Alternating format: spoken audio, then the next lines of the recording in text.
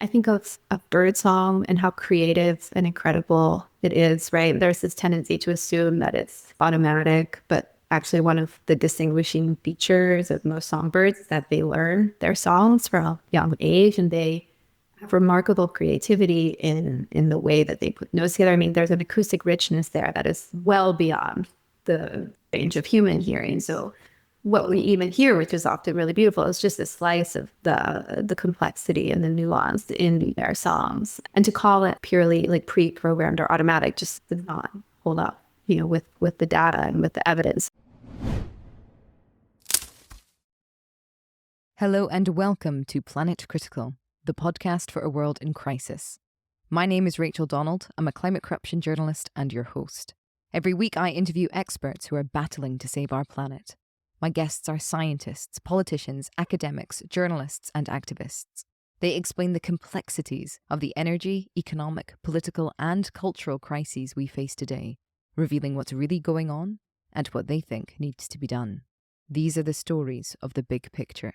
Go to planetcritical.com to learn more and subscribe. My guest this week is Christine Webb. Christine is a primatologist at Harvard's Department of Human Evolutionary Biology. And she's also the author of The Arrogant Ape, The Myth of Human Exceptionalism and Why It Matters. Now, The Arrogant Ape is out in September this year. You can order a copy, but I am very lucky to have gotten my hands on an advanced copy because Christine and I share the same publisher in the UK. And our editor actually sent it to me because she was like, oh, this might be really interesting. I think it fits in with a lot of what you're writing. And within the first few pages, I was like, thank God, someone has written this book. This is wonderful. This is exactly what needs to get into the mainstream conversation, really.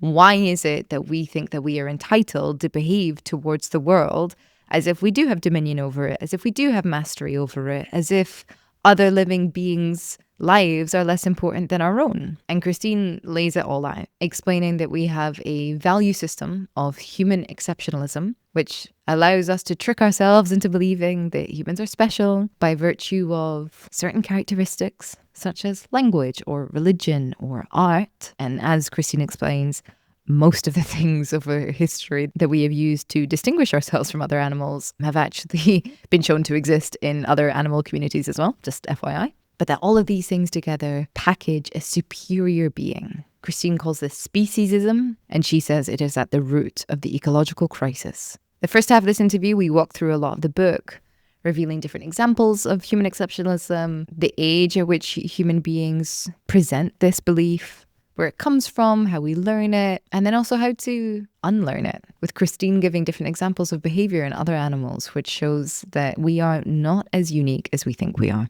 We then move into a really beautiful conversation about the state of the world, how to feel about it, how to behave in it, how to enact change, how to move against powerlessness, and how to see that the lens of human exceptionalism doesn't just harm the more than human world, but acts as a creator of hierarchy within humans themselves, justifying not just ecocide, but genocide, eugenics, discrimination, sexism, with Christine saying that human exceptionalism has never placed all humans on a par. And that if we want to see a future in which our neighbours are protected, we're going to have to build a world in which all of our biological brethren are protected. I hope you all enjoy the episode. If you do, please share it far and wide. And if you're loving the show, become a patron on Patreon or support Planet Critical with a paid subscription at planetcritical.com. By signing up, you'll get the Planet Critical newsletter inspired by each episode delivered straight to your inbox every week. You'll also have access to the wonderful Planet Critical community, who are full of inspiring thoughts, ideas, critiques, and determination. The links are in the description box below. I'm so grateful to everyone who chooses to support the project. I'm a vehement believer in ad-free and open access content, so Planet Critical wouldn't exist without the direct support of the amazing community. Thank you so much to all of you who believe in Planet Critical and keep the project going every week. Christine, thank you so much for joining me on Planet Critical. It is such a pleasure to have you on the show. Thank you so much. So, you are here to discuss your wonderful book, The Arrogant Ape, which isn't out yet, but I got an advance copy of. But to kick us off, could you please answer Planet Critical's first question? Why is the world in crisis? So I'll just jump right in instead of giving all of these caveats about how it's a complicated question. Yeah. My argument in the book is that human exceptionalism, this belief that humans are the most important and intelligent and virtuous species in existence, is at the root of the ecological crisis. So I'm arguing that a worldview, a cosmology, a story about humans, and a story that humans tell about themselves to other humans is at the root of the ecological crisis, which intersects with, many of the other crises in the poly crisis we're in today. And I use the phrase at the root and not the root of the ecological crisis. So I say this belief is at the root because I don't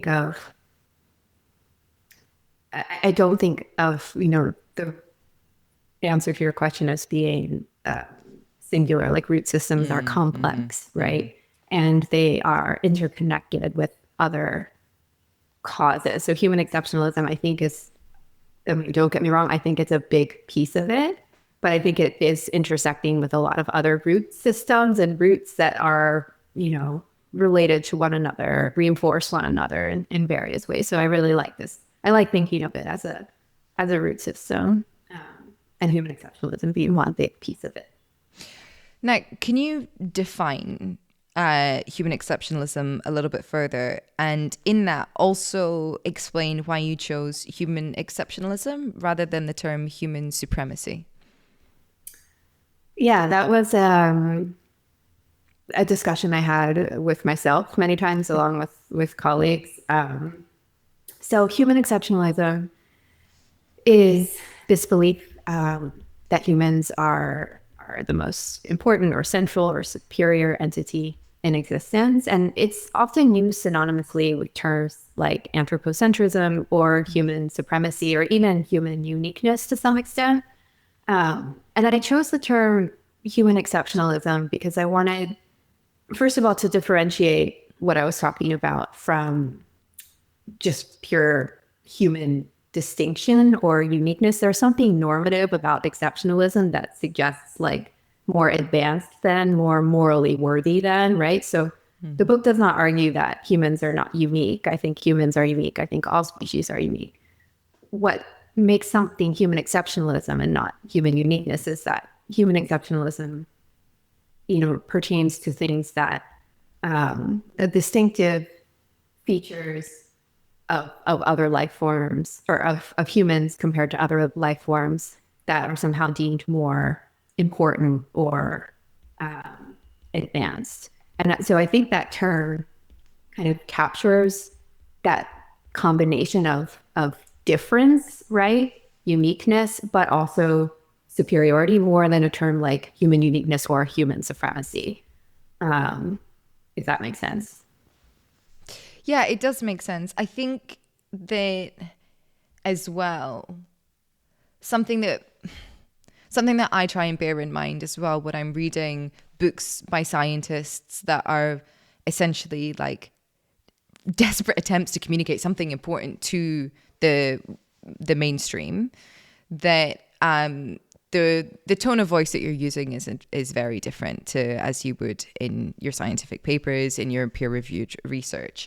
And human supremacy also speaks to white supremacy and male supremacy and these other political ideologies that are very important to understand as well.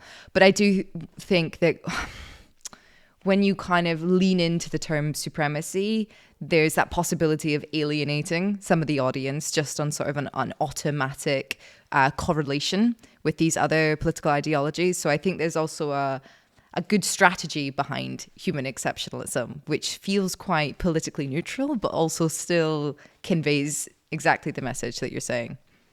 Yeah, I appreciate that. I mean, it's certainly a more academic term. And for that very reason, there were serious conversations with my editorial team about changing it to human supremacy or human superiority. But exactly for the reasons that you highlighted, that's what makes it kind of more provocative in a way, but perhaps in a way that could attract some readers, but alienate others. And what I would love for this book to do is people to pick it up and have no idea what they're getting themselves into, and then be like, oh wow. So I think it was the safer strategy for that end, potentially.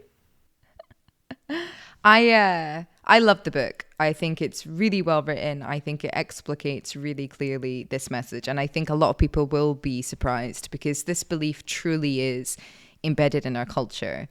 But I have a very personal reason for loving the book as well, which is that when I was on my first date with my partner, we ended up having like a 2-hour debate about human supremacy or human exceptionalism, which essentially boiled down to this thought experiment of would you save 100 women's or 100 cows, or would you save, if a boat's sinking, would you save one human versus 100 bees or whatever?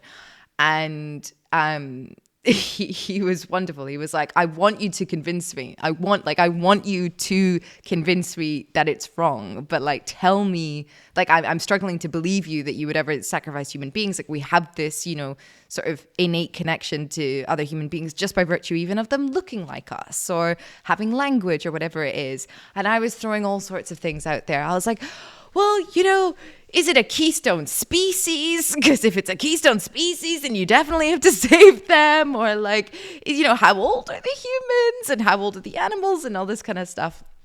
And it's a conversation that we've returned to a lot over time. Like, are there conditions in which either of our decisions would change? And he's really tried to push to find like where my human exceptionalism kind of comes to the fore as well, like where is it, in order to sort of help me with my work essentially. And so when I read that part in your book that was like, that essentially explained that we can see the difference in speciesism in children, that children who are 5 years old will display this human exceptionalism, this desire to save their own above others, but children who are 3 years old do not at all. Like everybody is a body. It's all the same body. Everybody's sort of equal in their eyes, all the bodies. Oh, I went running through it. I was like, look at this. It's culturally taught. It's not innate. Yeah, no, I'm glad that served that purpose for you. I mean, I think these moral dilemma scenarios, I don't love them for a lot of reasons, but like one is that they're so abstracted from reality and from a decision, hopefully, that you would ever really have to make. And the other thing that I often will say, because this is a conversation I have with my students a lot, you can imagine too, like these very conversations you're describing with your partner, throwing out all different kinds of moral dilemmas, and like, would you choose to save the life of a plant over, a housefly over? And I think so much of it, comes down to relationality and the kinds of relationships that we have with other forms of life, be they human or not. And I mean, I know, so the developmental research is one thing, but I think there's a lot of adults who live with companion animals who would say without skipping a beat that they would save their dog over a human stranger, or over maybe even a human that they know. They consider, their dogs or their cats members of their family. And so, I guess maybe I would want to throw into this debate, this conversation with your partner, like, okay, well, who are these bumblebees? Who are these humans? Do you know them? Do you have a relationship with them? And how that relationship, factors into our moral decision making. I think that's really important, and something that's often overlooked in these like general moral dilemma scenarios. Mm-hmm. Well, I think even in the way that I was thinking about it at that time was through a sort of particularly Western science lens. Like, is it a keystone species? Like, what function do they play in the ecosystem? Do they have an important role? Can I, create a hierarchy of their worthiness to be sacrificed depending on... Right. Are they the last like 100 bumblebees left in the world? Because, then... Yeah, maybe it's a really good argument to be made for saving them, because then how are you going to feed the humans? Well, exactly.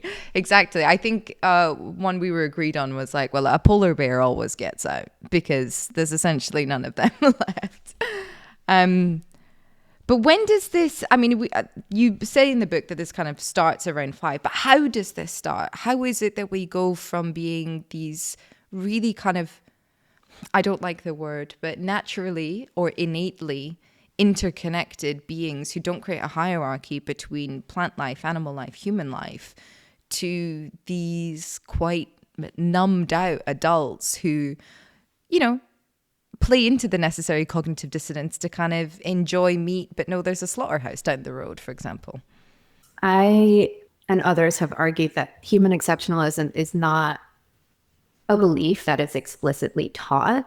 So it's not something, I mean, in some cases, I've had students tell me, no, that's something that I learned in, Sunday school growing up. That's something that I was taught. But for the most part, it's not something that you go into, the classroom and the teacher goes up to the chalkboard and draws a pyramid and puts humans at the top and then explains all of the ways why humans are better and more deserving of our moral attention than other species. That's rarely what happens.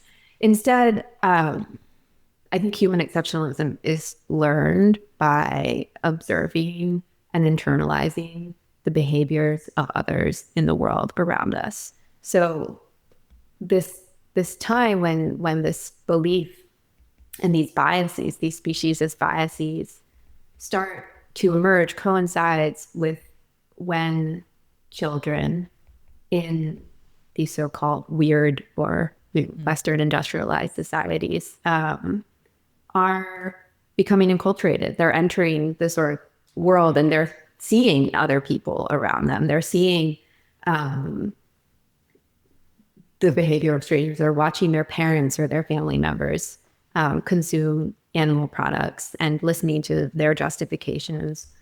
They're sort of bearing witness to animal and, let's say, just cruelty towards the living world and having to make sense of that in some way. And so I guess, I think, for everybody, there's a different trajectory depending on where you're from and who is in your immediate surroundings. But the main point is that I think it's something that is implied and implicit in other people's behavior and not necessarily something that you're taught directly, which is actually a reason why I struggled in writing a book about this, because so much of what happens when I teach, the book is based off of a course that I've taught for the last 5 years. And so much of what happens in a classroom environment is that you kind of unlearn things through example and through listening to others talk about things in a certain way and sharing their own experiences, but not necessarily by having, it's a seminar style class, it's a discussion class. It's not me telling these students how to think or how not to think. And so I tried to keep the book as, conversational, casual as possible, in part for that reason, because I didn't want to tell people to not think something that they don't even know that they think necessarily, or that they don't even know that they've learned, because it's much more subversive and sneaky than that. Yeah.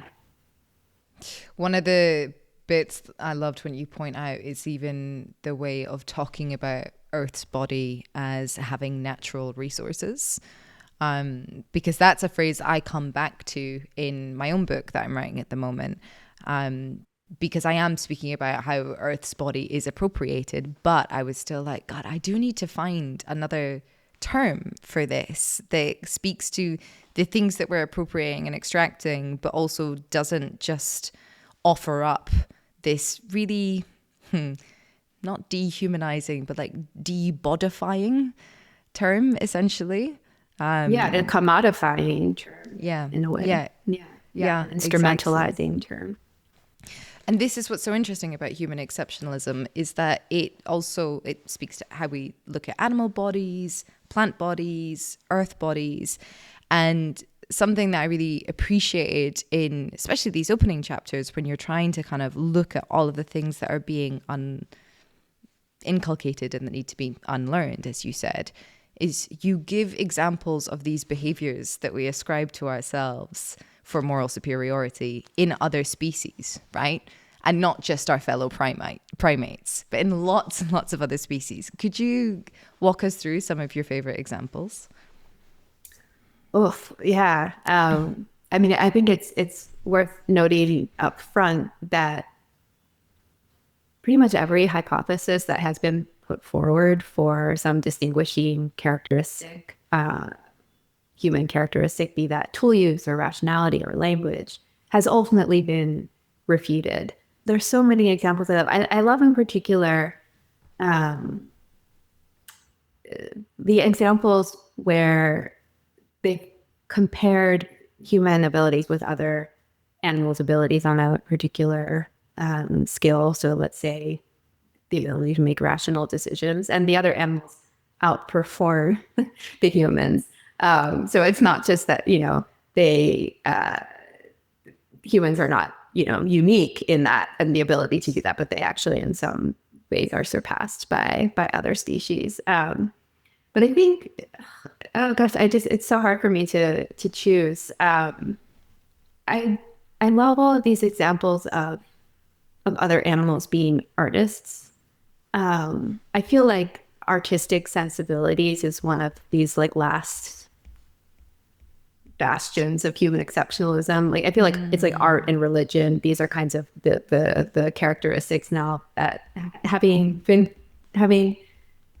checked all the other ones off the list as not being the Rubicon separating humans from other species. It seems like artistic capacities and religion are the sort of next ones to go for. And yeah, the artistic abilities. I mean, I think of birdsong and how creative and incredible it is, right? There's this tendency to assume that it's automatic, but actually one of the distinguishing features of most songbirds is that they learn their songs from a young age, and they have remarkable creativity in the way that they put notes together. I mean, there's an acoustic richness there that is well beyond the range of human hearing. So what we even hear, which is often really beautiful, is just a slice of the complexity and the nuance in their songs. And to call it sort of, purely like pre-programmed or automatic just does not hold up, with the data and with the evidence that these are learned. And in some cases really spontaneous and creative. And I often learned too that birdsong was merely a way that males would court females, and so it was purely driven by this like competitive urge between males to produce the best song and therefore attract the best mates.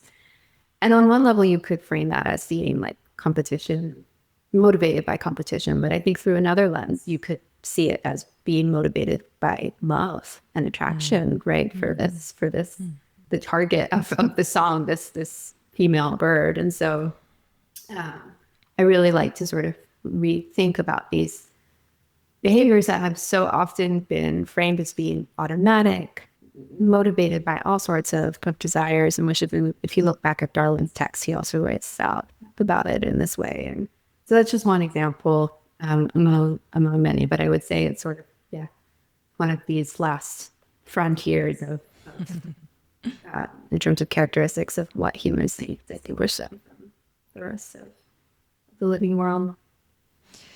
It's interesting to even understand where these implicit biases inflect things that we consider to be objective measurements, like science, Western science, for example. Like, it's like you're having to take these lenses off in order to get to the truth. And even this idea of it being, birdsong being automatic, which baffles me. I mean, that's the result of Descartes, isn't it? And his writing that animals are unfeeling, unperceiving, how does he put it? Automata? Yeah. Just shocking, isn't it? That first of all could even have been sort of something that was considered of note back in the day, but then how it has infused even scientific culture.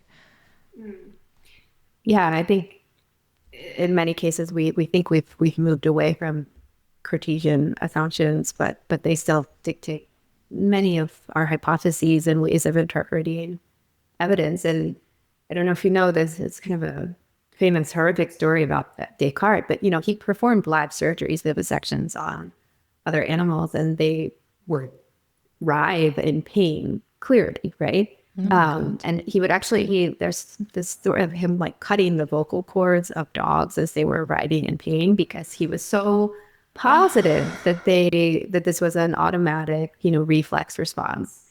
But why would you then have to cut the vocal cords? Like, it's just, uh, um, it's a really, really upsetting example. And to your point, like, it's so counter to, I think, most of people's lived experience with companion animals, for instance, right? Like, of course, these animals are thinking, feeling. It's also completely inconsistent with evolutionary theory, which would suggest that there's continuity, not just in physical form, but in psychological makeup. So it really seems baffling that these ideas are still linger so much in the science. But I think there's this assumption that because other animals can't speak, we can't really know their interiority. We can't really know with absolute certainty what's going on in their subjective lives. And, my response to that is always, well, that may be true. That's also true of other humans. Just because we can talk about our feelings does not mean it's still an indirect form of knowledge. Like I think about language as a behavior, just like any other behaviors that animals can show. And it's one behavior among many that can give us insight to that interior world. But there are so many other sources of information. And in my experience, sources of information that are more reliable, actually, than language to try to understand what others think and feel. So yeah, I think that sort of idea of unknowability is one of the reasons why these Cartesian assumptions still shape our thinking, centuries later. There's something very interesting about unknowability in that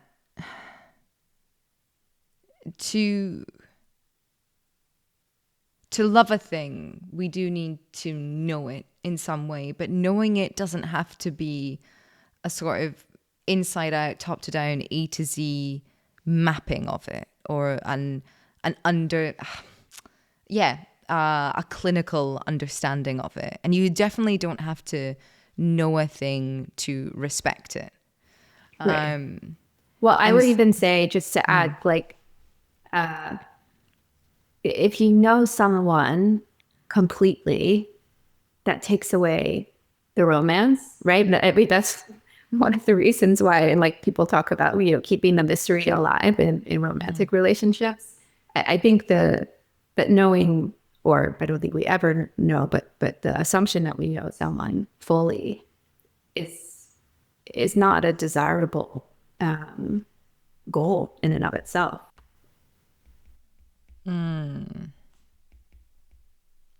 But there is a desire to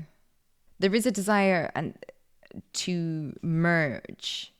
And I think that I don't know if this is only human, but definitely I think we see this human impulse in lots of things, be they romantic relationships or the way that we kind of take on the identity of the corporations that we work for, or religious ecstasy and religious zeal. There does seem this kind of, pressing our faces up against that invisible barrier that keeps us as seemingly separate in a bid to kind of get back to the womb, to become one. And I wonder if this very Cartesian understanding of what knowledge is or what knowledge should reveal also kind of speaks to that kind of achingness, aching desire to become closer to, I don't know, the source, the center, the everything else. Yeah, I think it's certainly related. And I often wonder about whether that desire to merge, to have, intersubjective understanding with other beings is like, is there something about connecting with beings who are radically different from the self, be those other human beings or other forms of life? You were talking about intersubjective understanding increasing with bodies that are different to us. Yeah, or that when we achieve an intersubjective understanding with a being who is radically different from us, does it increase, that experience that you were describing of feeling connected to something bigger than the self because we've managed to do so with someone who's so different? Like if I share a perception with someone who's incredibly self similar, to what extent do I have confidence in the reliability of that perception versus like when it's someone who's vastly different from me? I think it would actually increase my confidence in the truth of that perception. The further away, the more different that other was from me. And I think that's, perhaps one of the reasons why I think other animals seem to offer benefits in like therapeutic contexts that relationships with fellow humans don't or might fall short on. And I think there's many, many other reasons, but I wonder, I don't think it's been tested, but I wonder if that sort of sense of the truthness, the realness of the world, in connecting with a being so different from myself is part of the reason they're so beneficial. I don't know anything about them being helpful in a therapeutic context. Can you provide some context to that? Yeah, I mean, it's a diverse and growing movement. I think importantly, there's sides of it that are not so ethically sound, right? When you're just kind of using other animals to help humans in therapeutic context without taking seriously the welfare of the animals and their needs and what they're going through and kind of being support systems for humans. But in the book, I talk about this article that was published in the New York Times years back, called "What Does a Parrot Know About PTSD?" And the article reported on this bird sanctuary where a lot of parrots live. I think it's called Serenity Park, and a lot of human veterans visit these parrots and form relationships with these parrots, and through those relationships, symptoms of their of PTSD that conventional therapies fail to treat are actually mitigated by these relationships they have with the parrots. And I think, part of it comes back to this issue that we were talking about before of language and all of the ways in which language can promote understanding, but it can also interfere. It can create barriers to genuine understanding. It can make people self-conscious to talk about their feelings and their thoughts, if they can even access, what they genuinely think and feel. And these relationships with parrots that are typically, formed and maintained in the absence of human language. I think they still develop a shared language into itself, but in the absence of language as we conventionally think of it, I think can actually create a really a deep bond that makes people and maybe these other animals alike feel less vulnerable, and connected to something other and bigger than the self.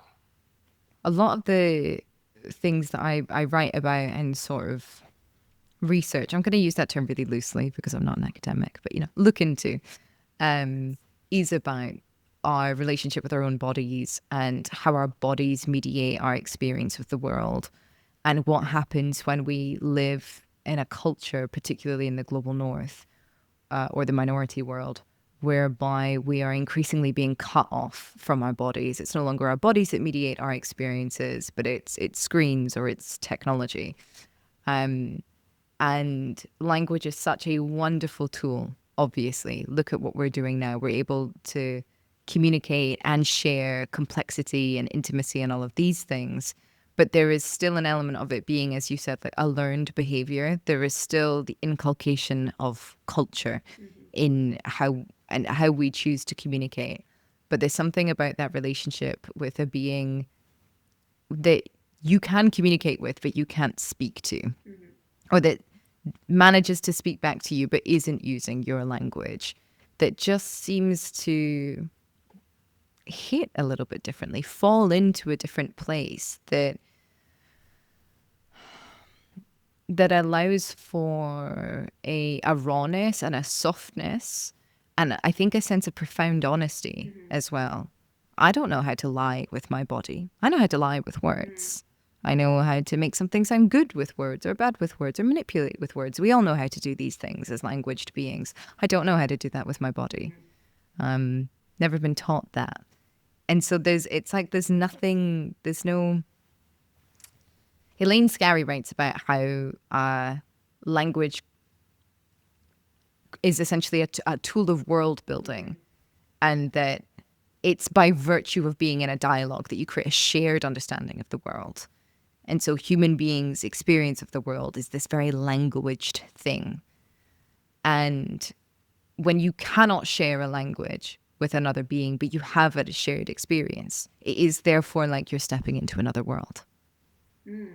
Yeah, I like that way of putting it. And I think it's also true in considering relationships with humans, other humans who speak different languages. You know, I think it would be wrong to assume that the relationships that you can form with people who, you know, who don't speak the same language as you are somehow more are restricted or more simple or more naive. It's not to say I wouldn't necessarily say that they are, you know, richer and better, but that it's just they're very different. And by no means should we assume that they are less authentic. I absolutely feel that the same is true, and perhaps even more so for other forms of life. And also, there are, you know, legions of human beings as well who do not have access to language for whatever reason. Yeah. And that doesn't negate their humanness. It doesn't negate their worthiness. It doesn't negate their belonging in our world. And it definitely doesn't negate what they can offer to the world and to other people, you know, by having a relationship. And something that I've tried to look at as well is this idea of like human exceptionalism, essentially pointing to a couple of key characteristics that we think only we will ever have, such as complex language or religion. Well, what happens when there are human beings that don't have access to that? And if you look at how human beings have been treated, you know, especially sort of like the last 500 years are a particularly ugly period, I think, of human history. Programs of eugenics, genocides, you know, mass slaughters, massacres. And who is it that is targeted? It's people that do not fit the norm, that do not speak either to this religious ideal of, you know, the heterosexual, or the human exceptional ideal of the fully rational, fully languaged, fully abled body. And it's those bodies that are raised as well, because they kind of, in following this human exceptionalism logic, suggest that, oh no, maybe there is a link between us and everything else. Maybe we are part of this other non-languaged world as well. And so this work on human exceptionalism is so important at this point, because not only is it about expanding our understanding in order to have a better access to empathy for the wider world and therefore do something about the ecological crisis, but it also has an impact on how we look at other human beings and how we look at ourselves in the world, and massively increases our sort of capacity for finding the loopholes or the potholes in our own thinking, in our own legal systems, in our own ways of being in the world, that still eradicate, harm, or cause violence against human bodies.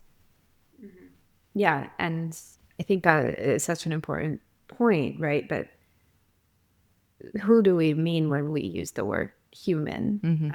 Who gets to be human, or even in terms like anthropocentrism or anthropomorphic, like who are these anthropos that we're talking about? And yeah, historically speaking, as much as today, human exceptionalism has never placed all humans on a par. It's important when talking about the relationship between speciesism and racism and sexism and ableism and all these other isms to be very clear that in talking about them simultaneously, we're not like equating these different forms of discrimination or the unique experiences of their victims. Like, but we should be able to talk about them simultaneously without comparing them or ranking them, but trying to understand the ways in which they are interconnected and stem from common roots. And yeah, this idea of who gets to be human in this sort of false opposition between human and animal and all that entails, right? Coming back to this idea of like bodies and minds and who is rational, who gets to have language, who is considered to have culture, and you know how so much of the discourse and the sort of strategies of dehumanization are actually strategies of animalization. It's like animalizing other humans, reducing them to pure instinct, to having unintelligible languages, to not having complex cultures or abilities to relate to each other and to innovate. Right? These are very, very similar mechanisms that humans have historically separated themselves from other animals, and we do it within humankind all the time, still today. So I think actually there's sort of a reticence to talk about these things simultaneously because of the fear of comparing them directly or equating the very unique and different experiences of each of the victims of these different forms of discrimination. But I think it's absolutely necessary to talk about them simultaneously. And I'm so excited for your book for this reason, because it sounds like it's doing just that. And have you come across I'm sure you have, but just want to ask if you've been diving into the eco-feminist literature and come across eco-feminist scholars. So I've saved my research for this last bit. So essentially, what I've done, my strategy has been like, this is a kind of new idea, and it's a really uncomfortable idea, and I'm also having to like communicate this idea in a time where like people are insistent that we're living in a gender war again, which is so unhelpful. And the way that I'm writing this might be perceived as being part of that. So what's my strategy for kind of navigating all this? And I'm like, I'm going to quote all the big philosophers, all the Western minds. I'm going to use their science and their logic to build this argument so that it feels comfortable for people. And then it's the latter section of the book that is going to be pulling from other people. But give me some names, give me some books for sure, because I haven't. I will definitely. I'll send you some of my favorite ecofeminists. There's this wonderful paper by Val Plumwood called "Being Prey." Have you ever heard of it? Ooh, great. No, I haven't. It's about her experiences getting attacked by a crocodile, and how she's a philosopher and eco-feminist philosopher, and was attacked by a crocodile, had a near-death experience, and writes about how that really informed her philosophy, but also how the media portrayed this event in very sexist terms. And she has written a ton of philosophy about humans and how they relate to nature. And it was one of my first forays into eco-feminist literature, and I highly recommend it. I'll send it to you and a few others that I can think of. Yeah. Oh, please. Thank you very much. My last chapter, and in particular the conclusion as well, which is, we all know, just sort of another chapter, that's where it's going to be sort of like an altar to Indigenous wisdom and ecofeminists, and the fact that so much has been written on this. There are so many resources to go away and to understand this. I just thought it was wise to start with like Marx.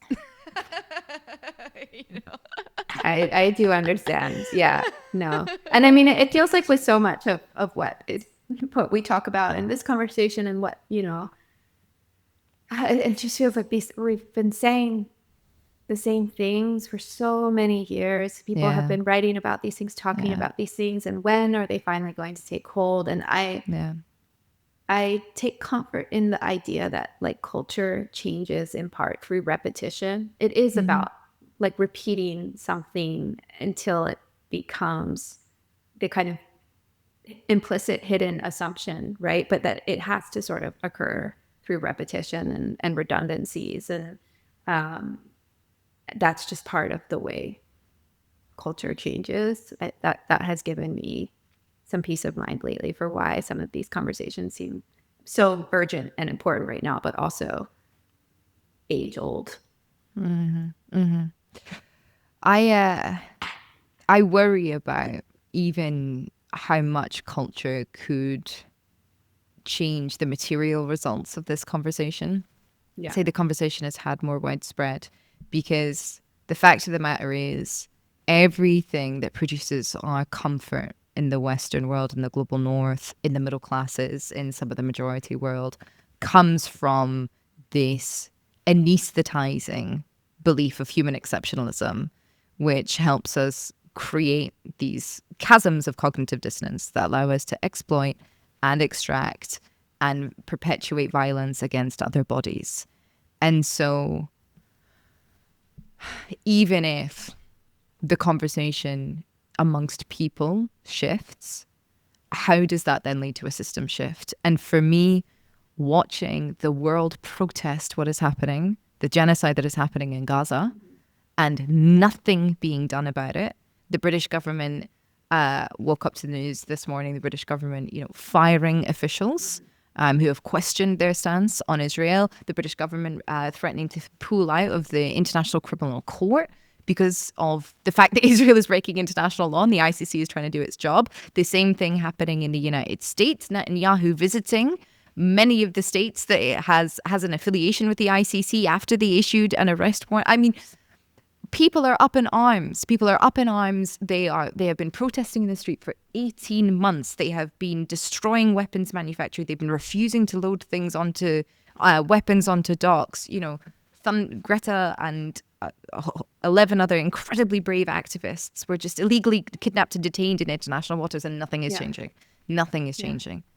And that's, I think, what frightens me, is even this idea that collectively, as a wonderful core of humanity, we can get there. These systems are so entrenched, so entrenched, that when they're built on this much violence, there's literally no other way that we can engineer them sustainably to support ourselves.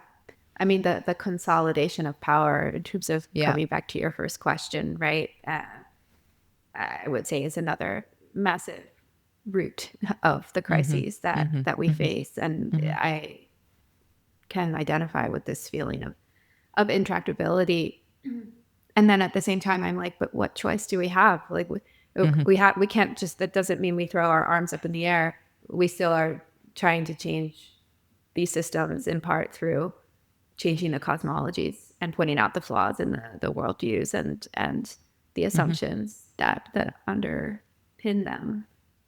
But no, I especially given the news in the last few weeks, last few days in particular, what's going on in Gaza, it feels particularly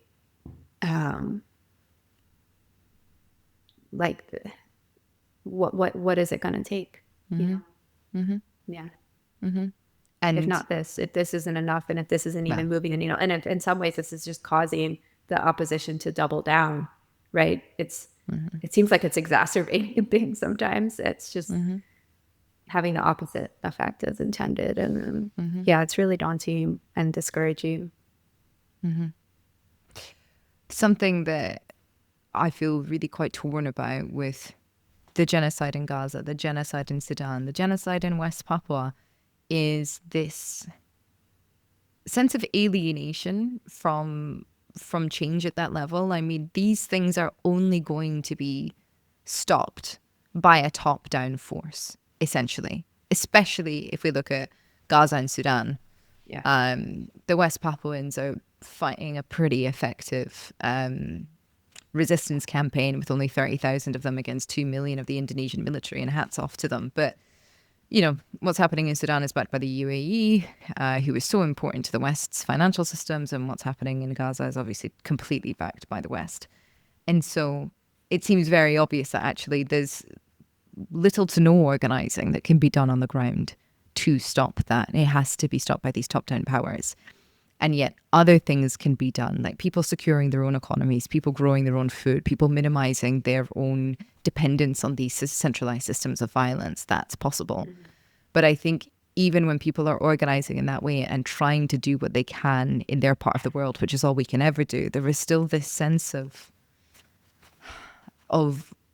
like letting people down. And not just, you know, and if we take away the human exceptionalism frame, letting people down with regards to, it's not just children in Gaza, it's children's bodies everywhere, even non-humans, or adult bodies everywhere, even non-humans. It's great swathes of the forest. It's the ocean acidifying to the point that it might trigger a tipping point in all of the rest of the Earth's ecosystems, which is more news this week. I mean, how do we begin to do in a way that really shows our care for our biological brethren? And I don't really have an answer for that. Yeah, I mean, I think it's like thinking globally, acting locally, as you were alluding to, is definitely my motto to some extent. But yeah, it feels like there's so much that is being undone right now, and that maybe it's going to be, until that undoing happens, and I'm talking about like the undoing of basically the Western industrialized world, until that undoing happens, then we're not even going to be able to imagine a different future. Like, we're so in it right now. And again, who do I mean by we? I don't necessarily even mean you and me. We're fortunately spared from some of the worst effects of this culture demise, and sort of last attempts to assert itself.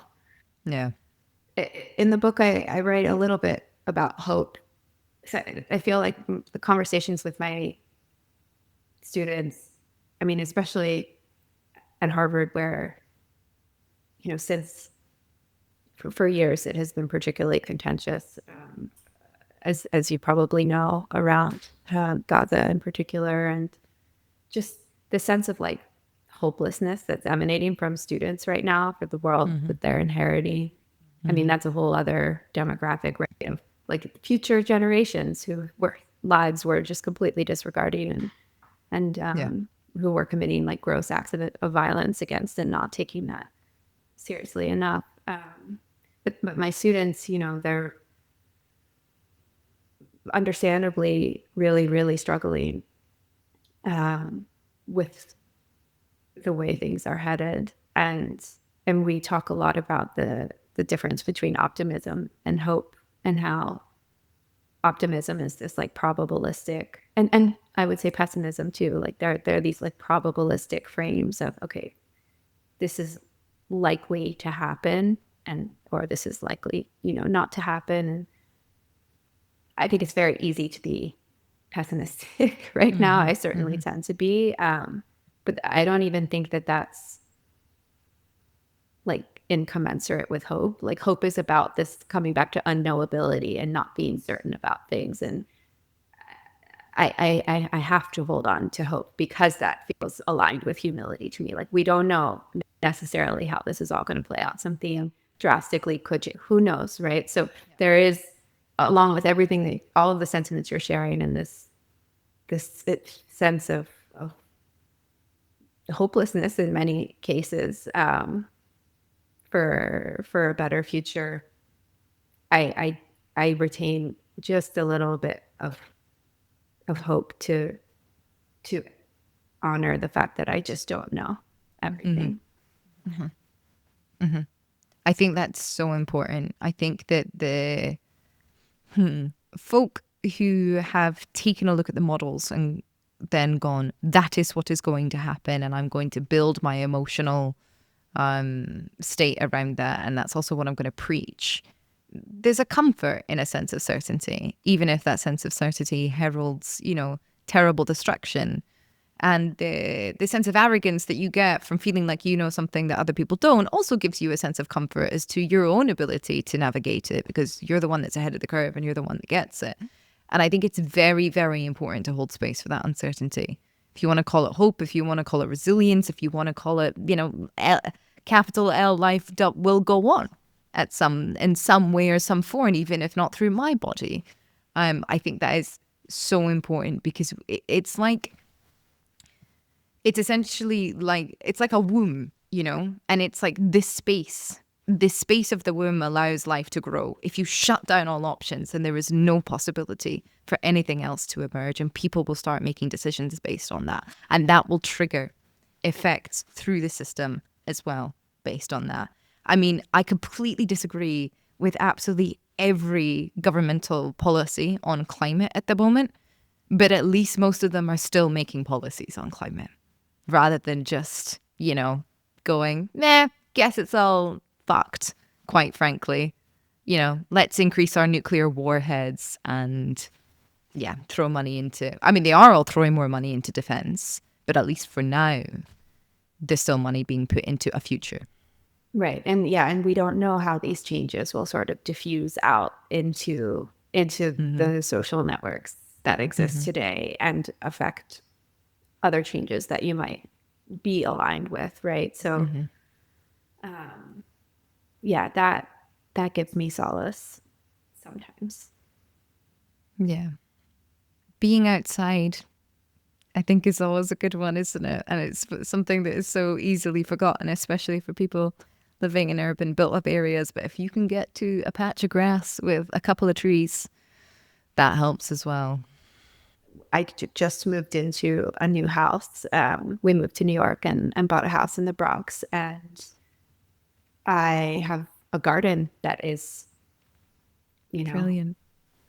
mine to care for the first time. And I guess since I was really young in the house I grew up in, but that still is more my parents' responsibility. And I don't really know what I'm doing, but I do know that I want to learn how to rewild the land. I don't want any cut grass. I want, to create a haven for pollinators and other forms of life. And I also know that I'm craving doing that for my own sanity and healing, right? As much as the land. Like I think that the act of learning how to care for the land on which I live, and I think just that process is going to be incredibly healing both ways. So it is about these day-to-day little things. And I always tell my students too, start with where you are. What are you good at? Are you a writer? Are you a songwriter? Are you going to become a lawyer? Are you going to enter the corporate world? Where whatever you're going to do, there is an opportunity to change the conversation and take these small steps forward, right? Not everybody has to go into environmental activism, as much as I would like that. Yeah. But I think, again, coming back to this idea of change needing to happen from the top down, you need people in these fields that are perhaps not conventionally environmentally minded, right, to affect change at that level, so that it's not constantly coming from the outside, that you have infiltrators, so to speak, within these institutions who are environmentally minded and are trying to change things in positions of power. That is another way that these changes that I think very understandably seem unattainable need to happen. Having people in positions of power who are going to sound the alarm. And hopefully, one day we'll reach a world where there is no activism, because it's all quite innate in all of us to treat each other with love and care and respect and to not take more than we need from each other. And each other is expanded to include every single other body on this planet. That's a very important way of thinking about our physical and mental health, right? Is being able to be in right relationship with the life around us. And yeah, it's a whole other topic, but in thinking about the sort of health crises that we face, so much of it is about not being in right relation with the life around us. And, you know, if the land is sick, then so are we. There's just no way around it. Yeah, I completely agree with you. Christine, I can see that the sun has set on on New York. So let's wrap it up there. This was such a wonderful conversation for me to have to start my day. Thank you very, very much for your time. My final question for you is, who would you like to platform? Oh, yes. I wanted to see where our conversation led, as I have several. Can I name a couple people? Yeah, of course. Okay. One is my dear friend and colleague, Christina Seeley. She's an artist who, she's primarily a photographer, and her work is really focused on getting us back into our bodies and connected with our intuitive senses. And so that her work very much seems to resonate with some of what you are researching right now, and with aspects of our conversation. The other person, one of the other people who I'd love to platform is Gregory Tahiti. He wrote, he's a Tewa scholar who wrote Indigenous, or Native Science is the title of his book.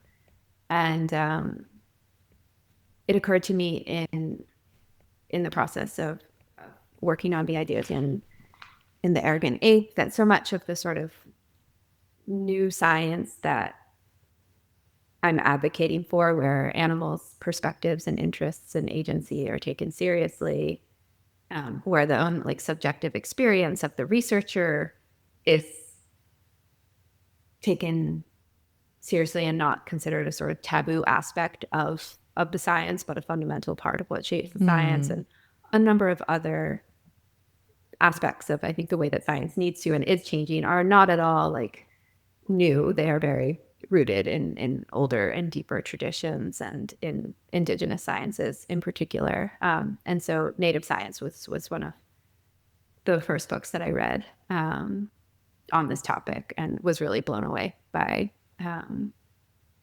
all of the insights about how to relate to, how to understand the more than human world. So that's another one. And then the last person I would love to platform is Eileen Christ. She is a sociologist, and she has written quite a lot about human exceptionalism and its role in the ecological crisis. And she's written beautifully about it, and the connection between kind of ecocide and the tendency to dismiss or downplay the mentality of the living world and other animals in particular, and drawing really important connections, I think, between that tendency and our tendency to treat the living world as a resource that can be exploited. So those are three: Christina Seeley, Gregory Tahiti, and Christ. Wonderful. I'll reach out to all of them. Christine, thank you so much. This was delightful. Thank you. Have a good day, and good luck with your book. If you want to learn more, I've put links to everything in the description box below. Remember to subscribe to the channel if you're new here, and share the episode if you enjoyed it. To support the show, subscribe at planetcritical.com, where you can read the weekly newsletter. You can also become a Planet Critical patron. All links are in the description box below. As always, my deepest thanks to that community. Planet Critical wouldn't exist without your support. Thank you everyone for listening and for coming on this journey together.